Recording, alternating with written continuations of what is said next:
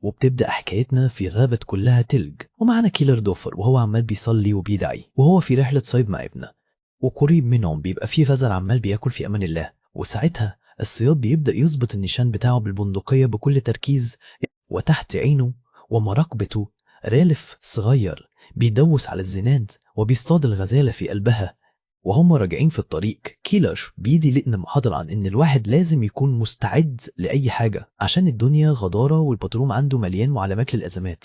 وهم مروحين بيبقى فيها عربية فن قديمة ماشية براحة في منطقتهم الهادية، وهي من نوع العربيات اللي أول ما تشوفها تقول يا ساتر استر وتجري بعيد.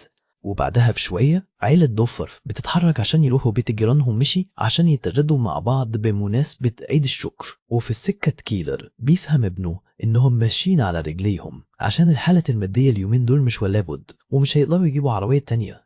وبيوصلوا بيت عيلة بيرتش وبنلاقي نانسي وفرانكلين بيستقبلوهم بحرارة وبيرحبوا بيهم في المناسبة دي. وفي نفس اليوم الصغيرين أنا وجوي بيمشوا من قدام العربية المريبة دي وهي لسه مركونة في الشارع، وأكيد دي حاجة ما تطمنش خالص. والعيال الكبيرة بيسمعوا صوت غريب طالع من جوه العربية، بس بيفكوه وما بيحطوش في بالهم وبيكملوا مشي عادي. وبنرجع البيت وبنلاقي أنا بتستأذن أهلها تروح تدور على سفارة طوارئ اللي ضاعت منها، وحاجة تضحك والله إن دي بالذات هي اللي تضيع. وساعتها البنتين بيخرجوا عشان يشوفوا السفارة في بيت دوفر، بس المصيبة إنهم ما بيرجعوش تاني. وفي الآخر كيلر بياخد باله من الهدوء ده وبيبدأ يسأل رالف هما البنتين راحوا فين واختفوا ليه. ورالف وإليزا بيقولوا إنهم ما شافوهمش من وقت الغدا. وهنا الجو بيتقلب والتوتر بيبدأ يملى المكان والكل بيترعب، وكيلر بيطلع يجري فورا على بيته وهو بيموت من الخوف نفسه يلاقي أنا وجوي قبل ما تحصل أي مصيبة. وبيلاقي باب البيت مفتوح والبيت فاضي تماما، بيفضل ينادي عليهم ومحدش بيرد، والموضوع بيتحول لكابوس بجد. وبيدور في أوضة النوم بس ما بيلاقيش ليهم أي أثر في أي حتة. وبعدها بينزل يدور في الوشة اللي في البدروم وعنده أمل إنهم يكونوا بيلعبوا السغمايت ويهزروا معاه. وفي نفس الوقت الجيران بيتأكدوا إن البنات مش عندهم، والصدمة بتنزل على الكل زي الصاعقة. وكيلر بيتأكد إن البنات اختفوا، والقاعدة الهادية اللي كانت في العيد اتقلبت لكارثة سودة بكل المقاييس. ووسط كل السواد والهرجلة دي رالف بيفجر مفاجأة وبيقول إن البنات كانوا بيلعبوا على عربية فان كبيرة وغريبة كانت مركونة في الشارع من شوية، وعلشان كده الأهالي بيجروا زي المجانين على المكان اللي كانت مركونة فيه، بس بيتصدموا إن الرصيف فاضي والعربية فص ملح وداب. وساعتها كيلر بيمسك تليفونه وبيرن على البوليس فورا عشان يبلغ عن اختفاء البنات وعن العربية المشبوهة دي، وهو بيدعي ربنا إنهم ما يكونوش لسه بعدوا عن المنطقة. وفي نفس الوقت ده المحقق لوكي بيجيله البلاغ على اللاسلكي وهو قاعد في مطعم، وما بيضيعش ثانية واحدة وبيقوم طالع بعربيته في نص الليل والمطر شغال ما بيفصلش. وبيوصل لوكي لاستراحة هادية كده عشان يراجع خيط جديد، وبيبص في كل ركن في المكان الضلمة ده بيدور على أي حاجة مش طبيعية. وفجأة عينه بتيجي على عربية فان اللي بيدوروا عليها مركونة في آخر الحتة، واقفة كده في الضلمة زي ما تكون فخ ومستني اللي يقع فيه. وأول ما البوليس بيقرب منها السواق بيحاول يهرب بأقصى سرعة، بس طبعا بيفقد السيطرة على العربية وبيلبس في الشجر اللي في الغابة لابسة تمام. وساعتها العساكر بيحوطوا العربية المكسرة دي وهم رافعين سلاحهم، بس من كتر الضلمة ما بيبقاش باين أي حاجة من اللي بيحصل جوه. وبعدها لوكي بيقرر يدخل العربية المشبوهة دي لوحده، يعني هو ليه يستنى الدعم لما ممكن يدخل برجليه جوه علبة صفيح ضلمت مش عارف فيها ايه. وبيدخل وهو مجهز مسدسة وبيفتش كل شبر في المكان الضيق ده، وعينه في كل حتة بيدور على أي أثر يوصله للبنات. والتفتيش ده بيخلص لما بيلاقي واحد اسمه أليكس مستخبي ورا ستارة، بس منظره كان يحسسك إنه عيل تاي وخايف أكتر ما يكون مجرم خطير يعني. وطبعا البوليس بيقبض عليه في وقتها وبيرموه في الطينة وهو بيحاول يكاوح ويفلفص منهم. وعلشان كده لوكي بيبدأ يستجوبه وهو لسه مرمي في الأرض وبيسأله بزعيق البنات فين، بس أليكس بيفضل ساكت وما بيفتحش بقه بنص كلمة. ولما بيرجعوا القسم المحقق بيحاول معاه بأسلوب رسمي شوية وبيبدأ يفرجوا على صور البنات المخطوفين عشان يخليه ينطق، بس أليكس بينكر إنه خطف حد وبيقول إنه كان خارج يتفسح بالعربية، والظاهر كده إنه فاكر إن البوليس فاضي ومهتم برحلاته الترفيهية دي. وفي نفس الوقت ده بتوع المعمل الجنائي بيفككوا العربية حتة حتة حتة وبيدوروا على أي دليل، بس لسه مش عارفين هيوصلوا لحاجة ولا لأ. وبعدها لوكي بيروح يزور خالة أليكس في بيتها عشان يفهم إيه حكاية المتهم الغريب اللي معاه ده ومنين بيودي فين. والست اللي هي هولي جونز بتدافع عنه باستماتة وبتقول إنه عقل على قد عيل صغير وعمره ما يفكر يؤذي نملة. وبتحكي له كمان عن جوزها اللي مفقود وعن مآسي عائلتها القديمة، وده اللي بيخلي الموضوع يتعقد أكتر في دماغ لوكي. وهولي بتكمل كلامها وبتقول إن أهل أليكس ماتوا في حادثة عربية من سنين، وبصراحة كده الحكاية عمالة بتسود وتتقفل بزيادة. وبيكمل لوكي تدوير وتفتيش لحد ما بيلاقي لعبة صغيرة في أوضة أليكس، بس لسه مش فاهمين اللعبة دي حكايتها إيه بالظبط. وبعدها بشوية تقرير المعمل الجنائي بيوصل وبيقول إن العربية ما فيهاش أي حاجة، وطبعا الصدمة دي ما كانش حد في الفريق مستعد ليها خالص. ولما السكك الرسمية كلها بتتسد، هيلر بيقرر ينزل بنفسه مع ناس تانية يدوروا في الغابة، وهو ميت من الرعب وبيحاول يوصل لأي خيط لبنته. وفي نفس الوقت ده نانسي بيرش بتدي محقق صور أوضح للبنات عشان الناس وهي بتدور بره يبقوا عارفين هما بيدوروا على مين بالظبط. وأم أنا بتسأل لو كان جهاز كشف الكذب بطلعهم براءة، يعني عشان تخلص من أي شكوك وتطمن إن مفيش حد من العيلة له يد في الموضوع. بس للأسف الأخبار بتبقى أسوأ لما لوكي بيقول لكيلر إن مفيش أي دليل مادي يخليهم يحبسوا أليكس أكتر من كده. وبيفهموا كمان إن ذكاء المتهم المحدود يخليه ما يعرفش يخطف حد أصلا. أصل باين إن جرائم اليومين دول محتاجة شهادة دكتوراه عشان تتنفذ. وطبعا كيلر مش داخل عليه جوه المسكنة ده وبيقول له إن مجرد محاولته إنه يهرب دي لوحدها دليل كافي لأي حد عنده عقل. ولوكي بيطلب منه يهدى ويسيب الحكومة تشوف شغلها، ودي طبعا أكتر جملة مستفزة ممكن تتقال لأب ابنته مخطوفة. وبعدها كيلر بيوقف عربية المحقق في وسط الشارع وبيسعى وبيطلب منه إن المتهم لازم يفضل محبوس ما يتطلعش.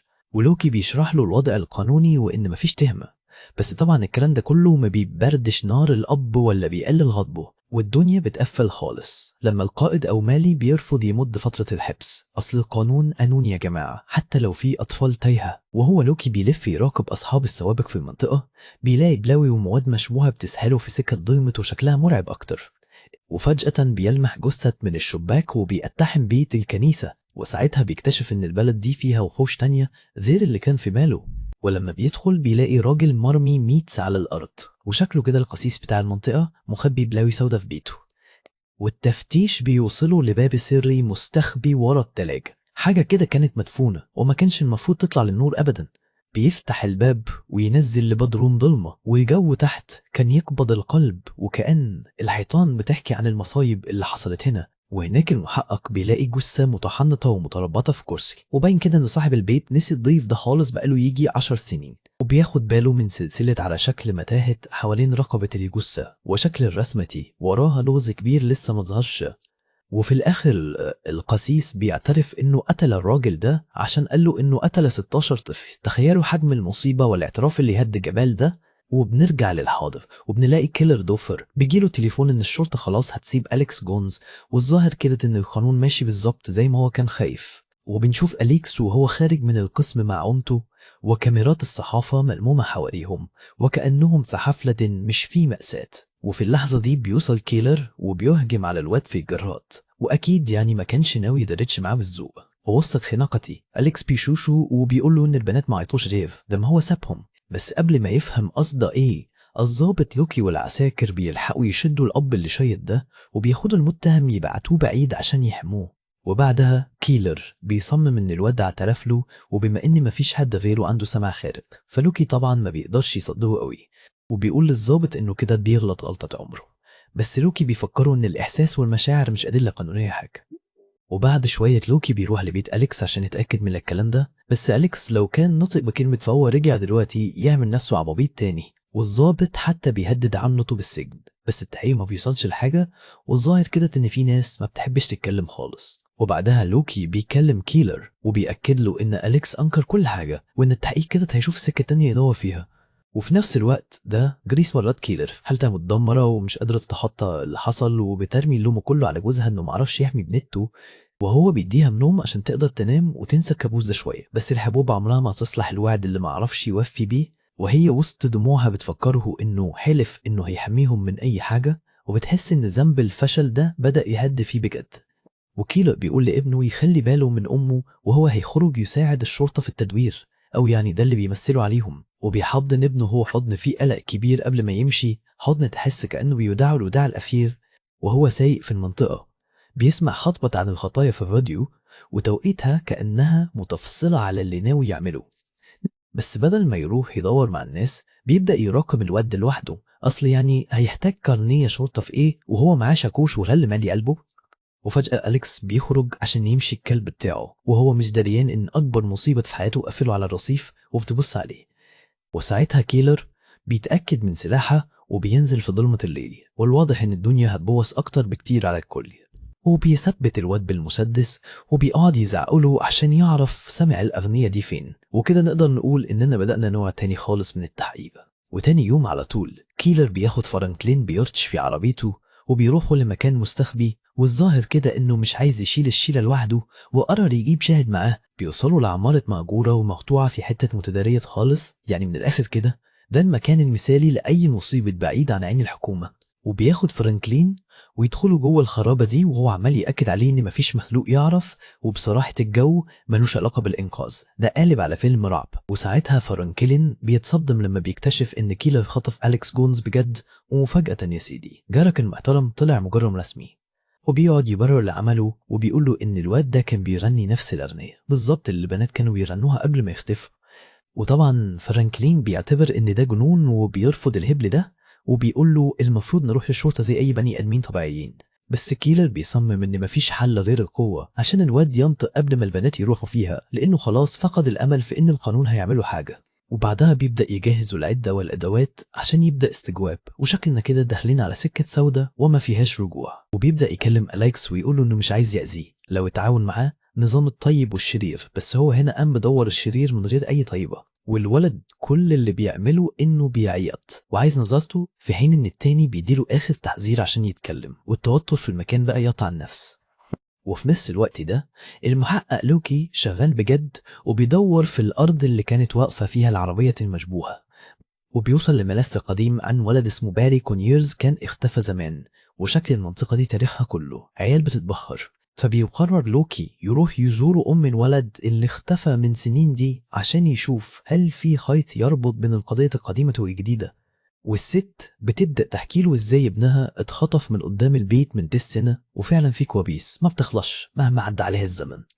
وبتقولوا انها شاكة ان في علاقة بين اللي حصل لابنها واللي بيحصل دلوقتي، وكده الماضي بدأ يظهر في الصورة من تاني. بعدها بشوية المحقق بيرجع تاني عشان يسأل القسيس عن الجثة اللي لقوها مرمية ومعفنة في البدروم. والقسيس بيقول ان الميت ده كان معترف له انه عامل حرب ضد ربنا، ودي بصراحة سر تقيل قوي انه يفضل مستخبي تحت الارض كل ده. وبيكمل كلامه ان القاتل كان بيتباهى بانه بيخطف العيال في عز الظهر، وكل التفاصيل دي ماشية بالظبط مع المصيبة اللي هم فيها. ونرجع للعمارة، كيلر نازل ضرب في أليكس جوه الحمام بكل غل هو بيصرخ فيه عشان يقول له البنات فين، وكده الراجل ده جاب آخره خلاص مفيش رجوع. وفرانكلين واقف مذهول والتحقيق بيتحول لمجزرة قدام عينيه، وواضح إنه بدأ يفهم هو ورط نفسه في إيه، بس للأسف بعد فوات الأوان.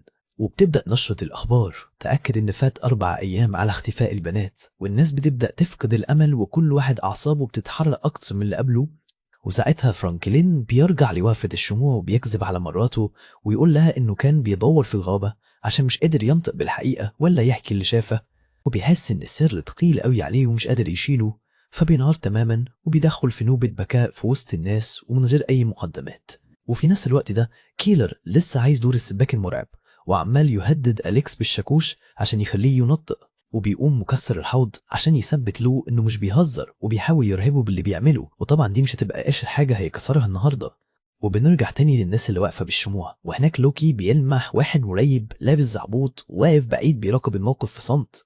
وعلشان كده المحقق بيحاول يروح يساله هو مين، بس الراجل اول ما بيشوفه بيجري زي الصاروخ ناحيه الغابه وكانه عامل عمله، وبيبدا لوكي يطارده في جنان البيوت وبينط من فوق الاسوار وكاننا في ماتش باركور بس على حياه او موت. بس للأسف المشتبه فيه بيعرف يفلت منه وسط العربيات وبيختفي تماما ورا الطريق السريع في عز الظلمة.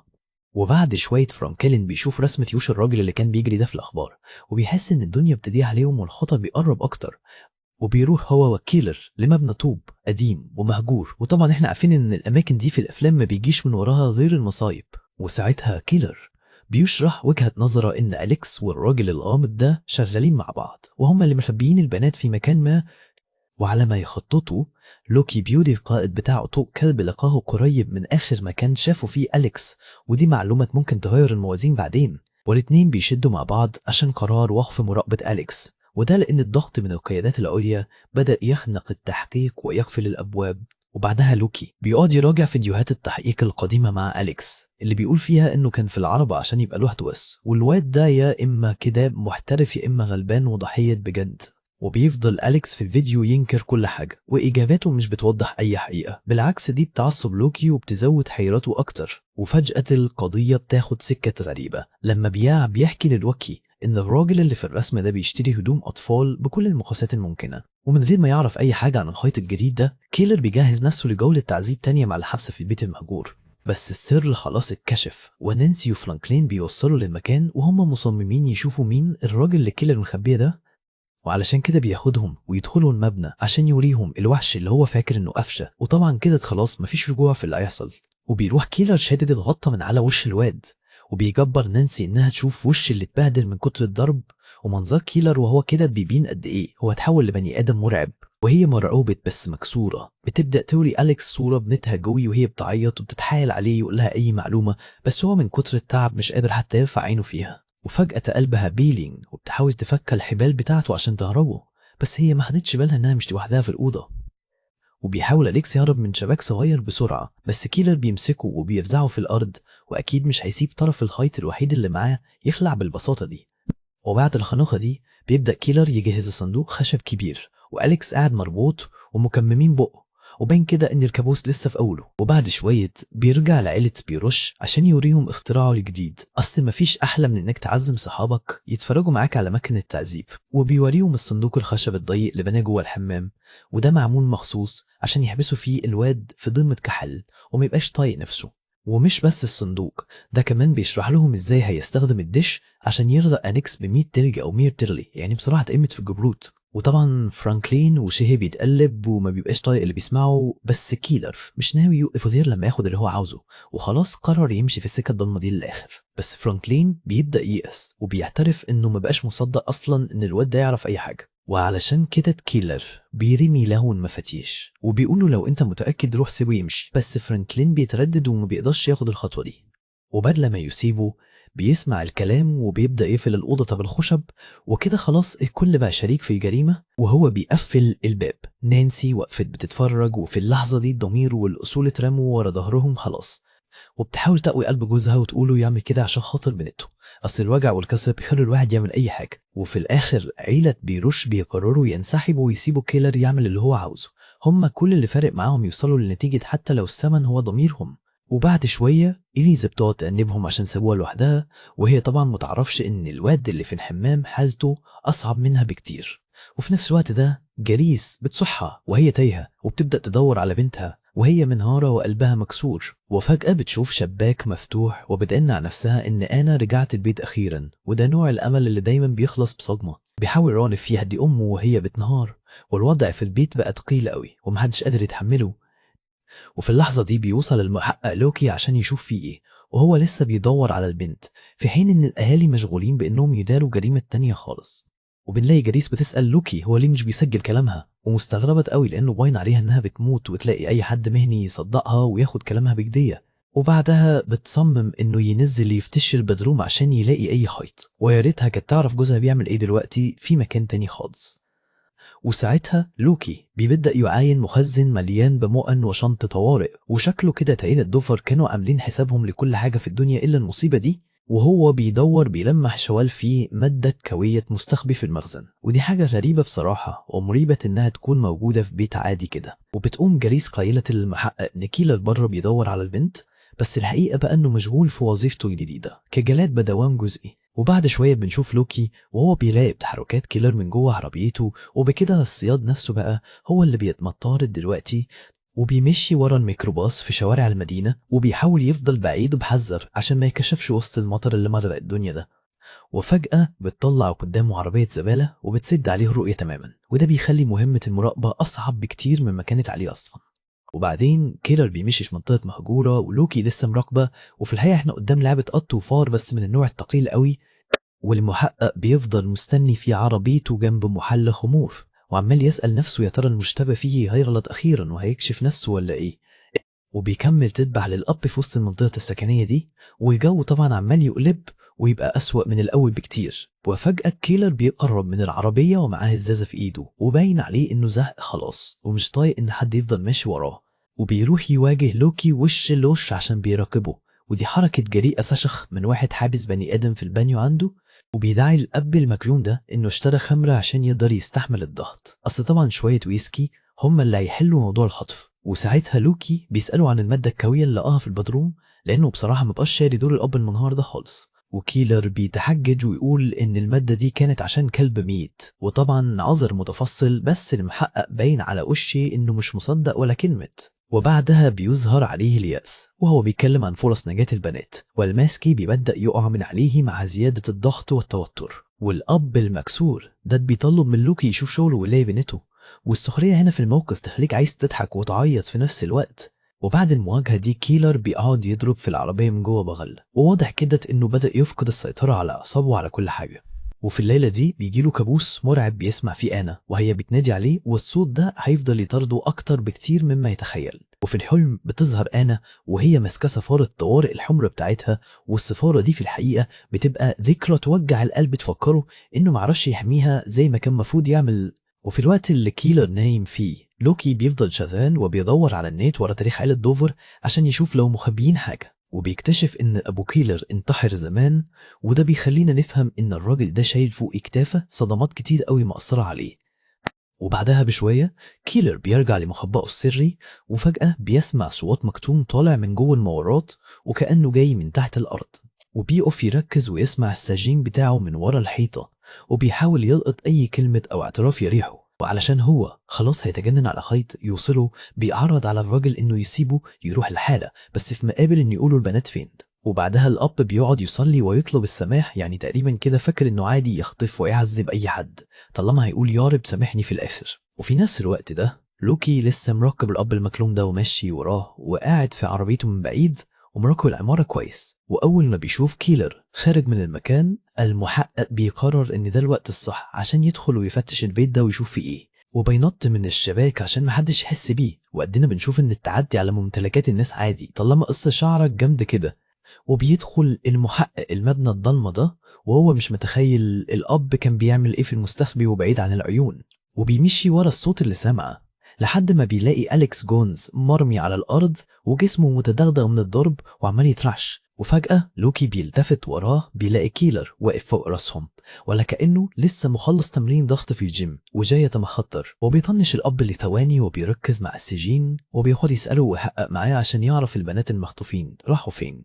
وكيلر بكل برود بيقولوا انه جاي بس يشرب حاجة في البيت اللي ورث عن ابوه، ودي طبعا كسبت بجحت قوي لواحد واقف في أوضة تعذيب. وهم ماشيين لوكي بياخد باله من شنطه ومعدات الطوارئ اللي كيلر مخزنها، وبيلاحظ ان الاب ده عامل حسابه لكل كبيرة وصغيرة. وساعتها المحقق بيجيله تليفون بخصوص مشتبه فيه جديد شافه قريب من المكان وهرب بسرعة، وبيقوم قايل للأب يروح لبيته عشان هو يلحق الخيط الجديد ده. وطبعا انك تسيب المشتبه فيه الرئيسي يمشي كده فده قرار غريب جدا. وبعدها بشوية بيوصل المحقق لبيت في منطقة سكنية عشان يشوف الحكاية ايه ويحقق في المعلومة اللي جات له عن الهربان ده، وبيبدأ يخبط على الباب وبيعرف نفسه لصاحب البيت. ونتمنى يعني ان الشخص ده يكون اهون شوية وما يطلعش مرار طفح زي اللي قبله. وهنا لوكي بيبدأ يستجوب الراجل ده عن هدوم أطفال كان شاريها من المول وشكلها مشبوه، والراجل باين عليه القلق والتوتر ودي طبعا علامة زي الفل. وفجأة الراجل بيحاول يهرب ويجري على جوه البيت، بس المحقق بيبقى أسرع منه وبيمسكه ويوقعه على الأرض قبل ما يختفي. وبعدها بيطلب الدعم فورا وهو مثبت في الأرض عشان يبلغ إنه لقى مشتبه فيه في قضية خطف الأطفال. ولما بيبدأ يفتش البيت لوكي بيكتشف أوضة مليانة صناديق بلاستيك مقفولة، يعني الراجل ده واخد موضوع الجريمة المنظمة حرفيا وبنظام زيادة عن اللزوم. وبعدين بيفتح واحد من الصناديق دي بالعافية، بس بيتصدم لما بيلاقي هدوم غرقانة دم وتعابين صاحية، والموضوع شكله طلع أكبر بكتير من مجرد خطف. وكمان بيلاقي أجندة كلها رسومات لمتاحف معقدة ومحدش فاهم إيه علاقة الرسومات دي باللي بيحصل، بس واضح إن اللي راسمها عنده وسواس غريب. وبعد شوية لوكي بيقابل كيلر وبيلاغوا إن المشتبه فيه اعترف بالقتل، وطبعا ده الخبر اللي أي أب في الدنيا بيبقى خايف يسمعه. He shows the father photographs of the bloody items found in the house to see if he recognizes anything. وكيلر بيفضل يبص في الصور بتركيز بس مش قادر يحدد الهدوم دي بتاعت بنته ولا لأ، والشك في اللحظة دي بيبقى أصعب من الموت نفسه. بس في الآخر عينه بتيجي على شراب عليه دم وبيعرف فورا إنه بتاعها، وساعتها بيبدأ يستوعب المصيبة اللي هم فيها، وعلشان كده بيتعصب جدا وبيهاجم المحقق وبيلومه إنه ضيع وقت غالي في كلام فاضي والبنات كانت بتتعذب. ولما بيرجع البيت ابن رالف بيقولوا إن في إشاعات مبهدلة الدنيا إن البنات ماتوا، وعيال المدرسة كالعادة لسانهم متبري منهم، والأب بيحذره بشدة إنه ما يجيبش سيرة الكلام ده قدام أمه خالص، وبيطلب منه يقفل التلفزيون ده فورا. بس رالف بينفجر فيه وبيعيره بشرب وضعف، وده بيخلي الأب يفقد أعصابه تماما وبيمسكه يخبطه في الحيطة وهو مش شايف قدامه. وبعدين بيكسر بيت اللعب بتاع البنات وبيمشي وهو بيبرطم، يعني على أساس إن تكسير اللعب هو اللي هيحل المشكلة. وفي نفس الوقت ده لوكي بيبقى قاعد مراقب المشتبه فيه بوب تايلور من الكاميرات، وهو لسه عمال يرسم في متاهات أعقد من اللي قبلها، والقائد بتاعه بيبقى شايف إن الرسومات دي ملهاش أي لازمة، فبيقرر يروح وينام وبيسيب لوكي لوحده مع إحباطه. وعلشان كده المحقق بيقرر يدخل أوضة التحقيق بنفسه عشان يواجه الراجل ده وشنوش، وهناك بيفقد أعصابه وبيتعدى عليه بالضرب وهو بيصرخ فيه وعايز يعرف المتاهات اللي بيرسمها دي معناها ايه بالظبط. وفي وسط الخناقة دي تايلور بيخطف مسدس واحد من العساكر وبيضربه في نفسه، وبكده الحيط الوحيد اللي كان معاهم طار في ثانية. وبنلاقي المحقق لوكي واقف في مكانه مصدوم ومش مصدق اللي بيحصل، والشرطة بتهجم على المكان وبتحاول تسيطر على الوضع. وفي الوقت اللي القسم مقلوب فيه كيلر بيكون قاعد لوحده في المخبأ بتاعه وعمال بيصلي وبيدعي. وبعدها القائد بيقول للوكي إن اعتذارك ده ملوش أي لازمة دلوقتي، ووفر أحسن لأهالي البنات اللي بيموتوا من القلق. ونرجع تاني للمخبأ. كيلف بيبقى قاعد بيشرب وهو ساند الظهر على الصندوق الخشب اللي حابس جواه أليكس جونز، وفجأة أليكس بي هومز لو بصوت واطي وبيرمي القنبلة بيقولوا إن البنات المخطوفين موجودين في المتاهة. وطبعا كيلر بيتجنن وبيقعد يزعق ويسأله فين المتاهة دي بالظبط، بس أليكس بيرجع يسكت خالص وما بينطقش بولا كلمة. ومن كتر الهل والسكوت ده كيلر بيفقد أعصابه وبيفضل يضرب ويركل في الصندوق بكل قوته. نضج كبير والله يا كيلر كمل. وبعد شوية بنشوفه وصل لحد بيت هولي جونز وبيقرب من الباب بالراحة وهو بيفكر هيعمل ايه، وبيدخل يعرف نفسه للست وبيقولها انه حاسس بالذنب ومسؤول عن اللي حصل لابن اختها المخطوف، وعلشان كده الست بتعزمه يدخل بيتها. وطبعا دي لفتة لطيفة قوي لواحد خاطف قريبها ومبهدلة دلوقتي، وبتبدأ تحكي له عن حياتها زمان وإنها كانت ست متدينة وبتحب تسافر هي وجوزها وابنهم في كل مكان. بس فجأة هولي بتقوله إن لما ابنها مات بمرض السرطان هي وجوزها فقدوا إيمانهم بكل حاجة وبقت حياتهم سوداء. وفي وسط الكلام كيلر بيعترف لها وبقولها إنه بقاله فترة بيحلم إنه تايه في وسط متاهة مش عارف يخرج منها. والست بتكمل حكاويها وبتقوله إنه أليكس حصلوا حادثة مع تعابين وهو صغير، ومن ساعتها وهو عايش في صدمة مؤثرة عليه. وهو بيسمعها عينه بتيجي بالصدفة على قصاصة جورنان على الترابيزة فيها خبر عن انتحار بوب تيلر. وفي نفس الوقت أو مالي بينصح لوكي إنه ينسى القضية دي خالص ويحاول يشوف لنفسه حياة ويكون أسرة بدل الوجع ده. وساعتها لوكي بيجيله حالة هياج في القسم وبيرمي كل اللي على مكتبه من كتر الضغط، باين عليه بيحب النظافة بزيادة شوية. وفجأة بيجيله تليفون من ريتش بخصوص حاجة غريبة لسه لاقيينها في أرض بوب تيلر.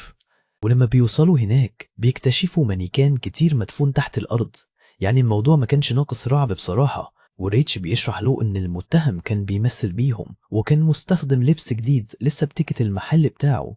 وبينما لوكي بيبعتر في الماضي بيكتشف إن بوب تايلور ده اتخطف وهو لسه عيل صغير، واللي خطفه كان بيديله مخدرات وكيمياء، وبيبقى متأكد إن في علاقة قوية بين رسومات المتاهة دي وبين السلسلة اللي لقاها على الجثة. وبعدها بشوية بيلاقي نوتة مكتوب فيها سؤال غريب ومريب عن شباك مفتوح، وهو بيدور في الجنينة بيكتشف حتة قماش غرقانة دم كانت مستخبية تحت شجر وورق دبلان. وفي نفس الوقت ده جريس بترد على التليفون وبتعرف إن جوي بيريتش أخيرا لقوها وعايشة، وساعتها بتصرخ وتنادي على رالف وكيلر عشان تقول لهم الخبر، يعني تقدر تقولي كده معجزة حصلت. بس الفرحة ما بتكملش عشان بتقول لهم إن أنا لسه مختفية وما حدش لقاها. وعيلة دوفر بيروحوا المستشفى وبيلاقوا جوي هناك بس حالتها صعبة ومرعوبة من اللي شافته. وهنا كيلر بيفقد أعصابه تماما وبيقعد يضغط على الطفلة اللي تحت تأثير المخدر ويحقق معاها عشان يعرف بنته فين. وجوي بتبصله بصهو كلها رعب وكأنها افتكرت حاجة مرعبة بجد. وفجأة بتيجي لقطات للبنات وهم متخدرين على الأرض، وبنشوف الحقيقة المرة اللي حصلهم في الخطف. ولما جوي بتقول إنه كان هناك، كيلر فجأة بيفهم الحكاية كلها وبيعرف مين اللي ورا الخطف، وبيروح جري وطالع من الأوضة من غير ولا كلمة، ويسيب الكل وراه مش فاهمين فيه إيه. لوكي بيجري وراه في طرقة المستشفى، بس الأب اللي خلاص هيتجنن ده بيبقى أسرع منه، بيوصل لعربيته ويطير بيها من الركنة، وكان هيعمل كذا حادثة وهو طالع زي الطلقة. وساعتها المحقق بيركب عربيته هو كمان، وبتبدأ مطاردة سريعة ومجنونة في شوارع المدينة. وفي الآخر لوكي بيوصل لعمارة قديمة ومهجورة، وبيبدأ يدور فيها بكل حذر وكأن في مصيبة مستنياه، وبيدخل أوضة ضلمة وهو ماسك مسدسة ومن غير أي قوة معاه. بصراحة خطة عبقرية قوي. وعلى ما لوكي يتشغل هناك، بيمشي كيلر ويروح لبيت هولي جونز عشان يواجهها وش لوش، وبيكلمها من ورا السلك وبيمثل عليها انه جاي بس عشان يساعدها في شوية تصليحات في البيت. وبتبدأ هولي جونز تعزم كيلر انه يدخل بيتها، وهي مش واخدة بالها خالص انه ما جاش غير عشان يدور على بنته بس اول ما بيدخل فجأة بتطلع عليه مسدس، وبيبين ان وش الست العجوز الطيبة اللي كانت عاملاه ده كان تمثيل في تمثيل.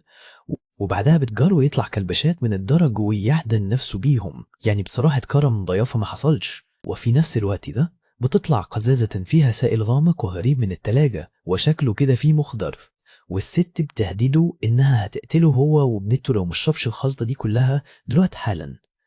وعلشان خايف على حياته بيخلص القزازة كلها، وغالبا ده نفس الكوكتيل اللي البنات شربوه غصب عنهم. وساعتها بتخليه يرمي مسدسة اللي كان مخبية في الحوض، ويسيب مفاتيح عربيته على الترابيزة. ودلوقتي وهو متكتف ومش عارف يعمل حاجة، تاخده وتطلعه بره البيت وبتمشي ناحية عربية مركونة في جنينة. وهم ماشيين بتعترف له إن أليكس ده كان أول طفل هي وجوزها يخطفوه زمان، وبعدها بتأمره يركب كنبة السواق في عربية قديمة مركونة في الضلمة. أصل طبعا أي شرير لازم يركب عربية كلاسيك. وبتقولوا إنه هدفهم هو الحرب على ربنا بإنهم يخفوا الأطفال ويخلوا أهاليهم يفقدوا إيمانهم تماما. وساعتها هولي بتطلب منه يدور العربية ويرجع بيها لورا ناحية حتة معينة في الأرض. وطول مهما بيتحركوا بتعترف إن أليكس عمره ما أذى البنات، وإنها هي اللي كانت بتمشي كل حاجة. وفجأة بتوريه حفرة مستخبية في الأرض، وبتقولوا إن بنته أنا ممكن تكون محبوسة تحت هناك. وبالفعل بيفتح الحفرة وبيقعد ينادي على بنته، بس الحفرة باين عليها فاضية خالص. وساعتها هولي بتوجه مسدسها عليه وبتأمره ينزل تحت في الحفرة الضلمة الغويطة دي. ولما بيرفض يتحرك بتكون ضرباه بالنار في رجله وبتخليه يقع ويتدحرج جوه الحفرة. وبعدها بتقفل الفتحة بقطعة رخام تقيلة وبتسيب الراجل المصاب ده محبوس تحت الأرض. وفي نفس الوقت ده كابتن أومالي بيطلب من المحقق لوكي إنه يروح يبلغ هولي باللي حصل مع أليكس. وهنا بنشوف هولي جونز وهي بتجهز شنطتها وبتتأكد من مسدسها عشان تهرب وتخلع بسرعة قبل ما حد يوصل لها. وهو محبوس في الحفرة الضلمة دي، كيلر بيلاقي صفارة الطوارئ الحمراء بتاعت بنته أنا في التراب، ودي الحاجة الوحيدة اللي فاضله له من ريحتها في العتمة دي. وبعد شوية المحقق لوكي بيوصل للبيت عشان يبلغهم بآخر الأخبار، وهو مش واخد باله خالص إن المتهمة مجهزة نفسها ومستنياه بسلاحها. وبيدخل البيت وبيلاقي صورة لجوزها وهو لابس السلسلة اللي فيها شكل المتاهة، وساعتها بس بيبدأ يربط الخيوط كلها ببعضها. وفي نفس الوقت ده المحقق بيلاقي هولي في أوضة جوه وهي بتحاول تدي لأنا المخطوفة حقنة مخدرة عشان تغيب عن الوعي، فبيثبتها بالسلاح وبيهددها. بس الست دي ما بترضاش تستسلم وبتحاول تطلع مسدسها هي كمان، وباين كده ان الموضوع مش هيخلص بسلام ابدا. وفجأة بيحصل ضرب نار ولوكي بيصفي هولي، بس للأسف بياخد طلقات صعبة جدا في دماغه. ورغم إصابته الخطيرة دي بيشيل أنا وبيجري بيها على العربية، ومن الواضح إن الأدرينالين هو اللي مخليه واقف على رجله. وبيسوق لوكي بأقصى سرعة وسط عاصفة تنج ما بينتهيش، وبيحاول يوصل للمستشفى بأي طريقة قبل ما يروحوا هما الاتنين فيها. وبيزرز وسط الزحمة وبيكسر كل الإشارات الحمراء اللي بتقابله، وده كله وعينيه بدأت تغيب ومعادش شايف قدامه من كتر الدم اللي فقده. وبيستمر المحقق في السواقة الجنونية دي في شوارع المدينة وهو بيموت بس عشان يوصل بأنا لبر الأمان. وأخيرا بيوصل للمستشفى وبيدخل بالبنت جرى على الطوارئ، وهو بيترجى الدكاترة إن أي حد يلحقها. وبعد ما حالته بتستقر وهو على سرير المستشفى بيقعد لوكي يقرأ خبر في جرنان عن إن القضية خلاص اتقفلت، والخبر بيأكد إن أليكس رجع لأهله خلاص، بس كيلا دوفر لسه ملوش أي أثر ومحدش عارف راح فين. وساعتها جريس بتروح تزور لوكي وبتقوله إن أنا كانت عايزة تشكر البطل اللي أنقذ حياتها ورجعها ليهم، وبتقوله كمان إن أنا قالت إنها لقت السفارة بتاعتها قبل ما تتخطف، والكلام ده بيخلي لوكي يفكر كتير في اللي حصل. وبعدها بتسأله بلهفة لو كان كيلر كلمة أو ظهر له أي خيط من ساعة ما اختفى، وبيعدها إنه هيدور على جوزها ويجيبه، بس بيفهمها برضه إن الراجل ده غالبا هيتسجن بسبب اللي عمله. والأم بتبدأ تعيط وبتقوله إنها لسه محتاجة له وبتحبه رغم كل العك اللي عمله، وهو بيدور على بنته. وفي الليل بيروح لوكي لبيت عائلة جونز وبيلاقي فريق المعاينة لسه شغال بيدور في الجنينة وسط التلج، وبيقولوا واحد من الفنيين هناك إن الأرض المتلجة دي هتعطل الحفر لأسابيع ومضطرين يسيبوا المكان زي ما هو كده دلوقتي. بس هو بيعذر نفسه علشان يمشي، لوكي بيسمع صوت صفارة ضعيف جاي من الجنينة وبيقف مكانه يركز. الصوت كان واطي قوي وسط السكون اللي مالي المكان، وساعتها المحقق بيوقف وبيسمع بتركيز أول ما الصفارة بتكرر تاني، وبيعرف نغمة الصفارة دي كويس، وبيتبدأ الصدمة تبان عليه لما بيفهم إن في حد ممكن يكون لسه محبوس تحت.